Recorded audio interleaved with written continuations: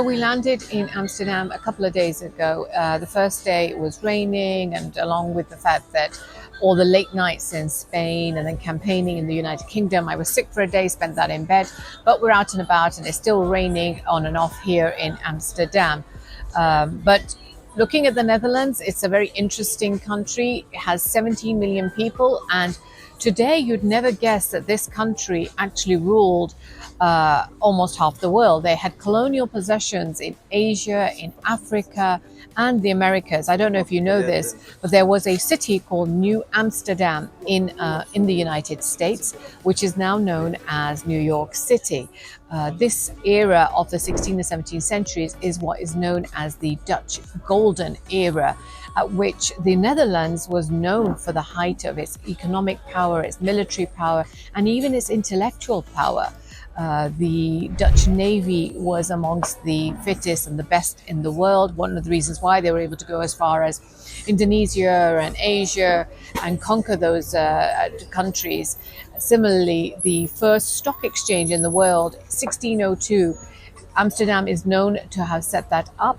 And that's where it traded the shares of the Dutch East India companies. We know the other famous counterpart to that, which was the British East India companies. Now, this was the period in which the Netherlands' extensive canal system was also set up during this high point of the period, which actually Amsterdam is a number of small areas which has been put together and made into this particular city. So we will take a day trip along the canal rides, and we learn very interesting things. That one of the interesting things you note is that there are lots of colorful houses along the Grand Canal, along these canals, and we learn why this actually happens.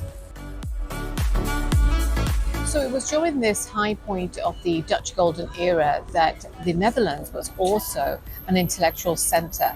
It was the center where René Descartes and Spinoza, these philosophers, would come and live in the city. Similarly, it was known for the printing and publishing industry. And this is crucial for the mass awareness that later started happening. It was something that the Catholic Church initially was very much against. But the Netherlands was the center of this particular movement, of this spreading of information.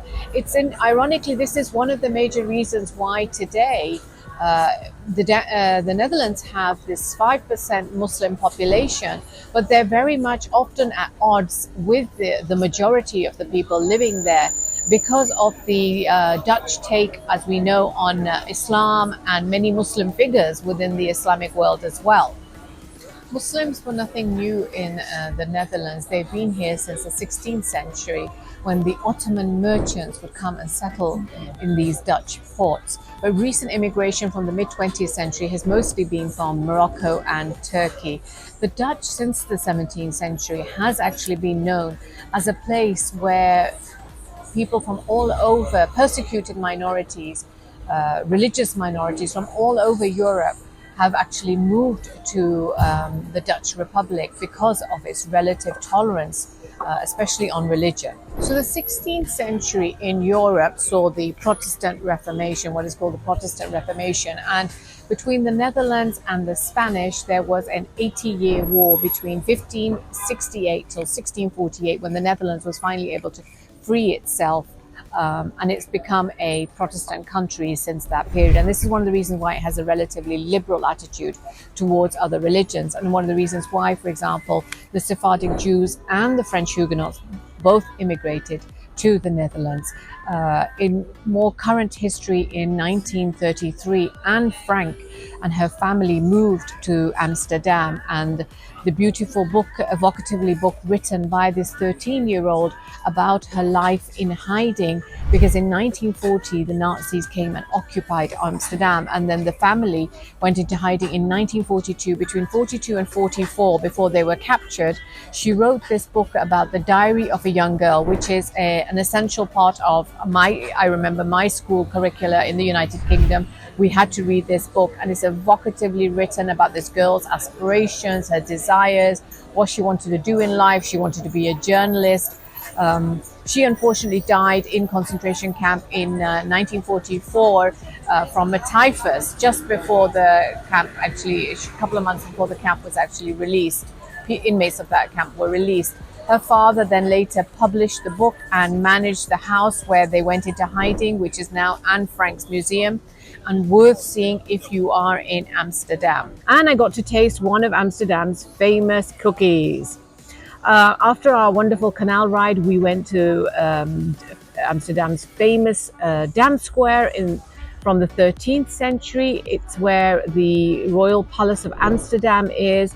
There's also a national obelisk there, which was created in 1955 for the Dutch soldiers who died in the Second World War. There's a Madame Tussauds, but most importantly, there is a place where people protest. So we saw two particular protests happening there. One was to free Palestine, and the second one was against the Pakistani Army's genocide of Pashtuns, apparently. So we also took the opportunity to visit the famous flower market along Amsterdam's Grand Canal, which is a huge market which sells different kind of flowers.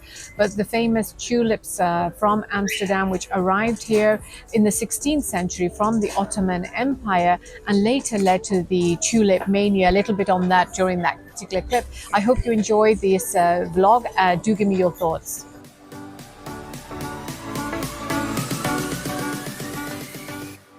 So we're here for a couple of days in Amsterdam now. We're going to be here for 3 days in total. Unfortunately, the weather's very cold. It's actually raining, but we're traveling right now on the historic canals of Amsterdam. There's over 100 kilometers of these canals. They've been declared a UNESCO heritage site.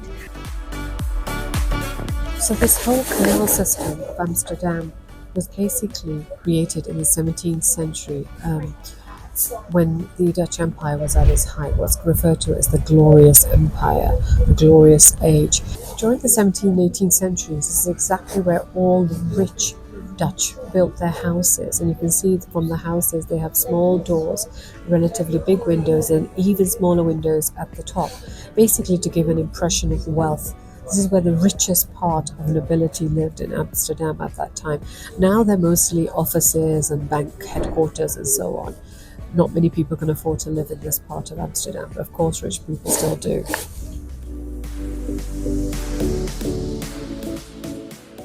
One of the interesting things about all the houses is they're extremely narrow and very tall.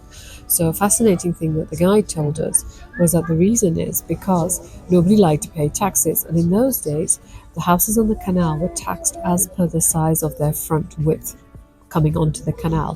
So people kept them very narrow and very tall. So things haven't changed. People don't like paying taxes.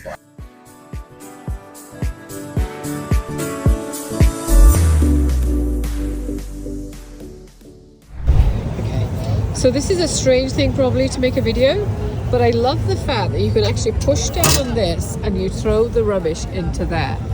And that way you don't have to touch this part, which is very dirty.